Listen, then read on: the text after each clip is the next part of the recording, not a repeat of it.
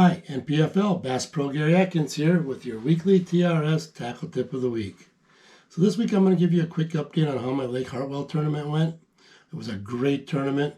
I was actually able to finish 24th. And I'll tell you, a guy could really fish them any way he wanted to.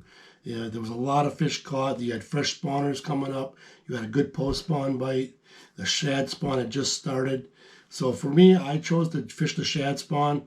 What I was doing is I was fishing main lake points pretty much all day. I would start out in the morning with a topwater bait, which I'm going to show you in another segment how I rigged my topwater. But for this segment, I'm going to show you how I caught them on the Fluke rig. So there's two key things the way that I do on my Fluke rig that I know helps me put more fish in my boat. So I'm going to share them with you today, and hopefully it'll help you put more fish in your boat. So everybody knows about the Fluke rig. It's typically a weightless rig. As you can see here, this is a disco green color, which I used in the tournament. It imitated the shad color real good, and they really like to eat it. But the hook I used is a lot different than most people. Most guys like to use the wide gap Gamakatsu or owner hook. I prefer a Gamakatsu straight shank J hook.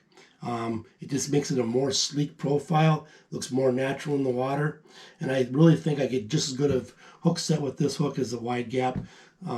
For me, this is the way I do it. And another key feature on my rig is 20 inches above my bait, I like to put a barrel swivel. And I do that for two reasons. One, it gets me a little longer cast because my rig is a little heavier. And what happens is when that lands in the water, that barrel swivel will sink. And when I twitch my bait, it's pulling my bait down versus most rigs, if it's weightless, every time you twitch it, it wants to rise to the top. And the fish were not feeding up, especially once that sun got up. They would not come up. They would follow it, but they would not eat it. So by using that barrel swivel, I kept it down in the water column. And I know by keeping my bait down further, I got key bites during the day, which helped me finish 24th in that tournament.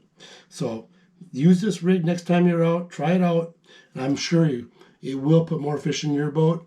So hopefully next time you're out on the water, you try that. It works for you.